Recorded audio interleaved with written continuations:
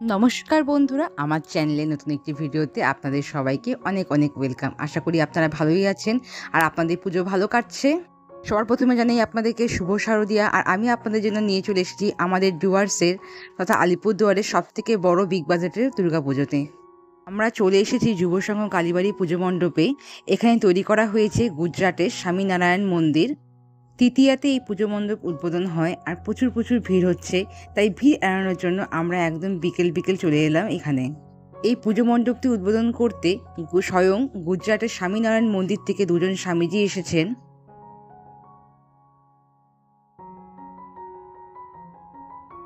বাইরের আকাশ দেখে আপনারা বুঝতেই পারছেন এখনও সন্ধ্যা হয়নি, সবে মাত্র 5:15 বাজে। কিন্তু এই যে বললাম, ভিড় এড়ানোর জন্য পিছনে বাউন্সাররা দাঁড়িয়ে রয়েছে। 6টা থেকে নো এন্ট্রি, তাই একদম বিকেল বিকেল চলে এলাম। একবার দেখুন ভিতরে কারুকার্য কি সুন্দর, এত ছোট ছোট ডিটেলিংস যা বলার বাইরে। ঝিনুক কড়ি শঙ্খ দিয়ে এত সুন্দর কাজ এখানে, এত সূক্ষ্ম সূক্ষ্ম যা বলার বাইরে। আমি দু চোখ ভরে শুধু দেখছিলাম আর আপনাদের জন্য কিছুটা আমি ভিডিও ক্লিপ নিয়ে নিয়েছি।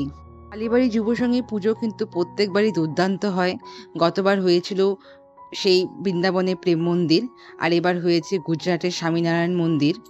প্রচুর প্রচুর দর্শনার্থীরা বাইরের দূরের থেকে চলে আসে এইখানকার পুজো দেখার জন্য। তো ছোট ছোট ডিটেলিংস সত্যি বলার বাইরে।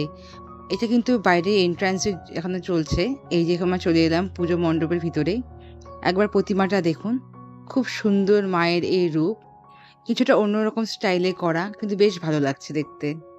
এখানকার পুজো মণ্ডপ দিনহাটা জয়ন্ত সাহা বলে একজন শিল্পী রয়েছেন, উনি প্রত্যেকবার এখানকার পুজো মণ্ডপের কাজটি নেন আর খুব সুন্দরভাবে ফুটিয়েও তোলেন। এবার পুজো মণ্ডপের ভিতরের এই ঝাড়ের অংশটা দেখুন, এত সুন্দর সূক্ষ্ম কাজ যা সত্যি বলার বাইরে। এত নিখুঁতভাবে ফুটিয়ে তুলেছে শিল্পীরা এখানে।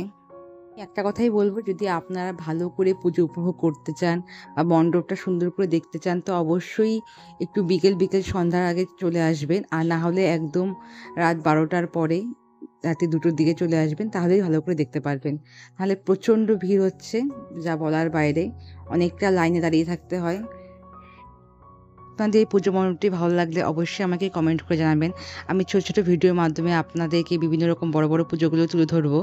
হচ্ছে আমাদের কালীবাড়ির কালী মন্দির, যা দক্ষিণেশ্বর আদলে তৈরি করা হয়েছে। আজকের মতন এখানেই বিদায়, দেখা হচ্ছে অন্য একটি ভিডিওতে। আপনারা ভালো থাকবেন আর আপনাদের পূজা খুব ভালো কাটুক। Good bye.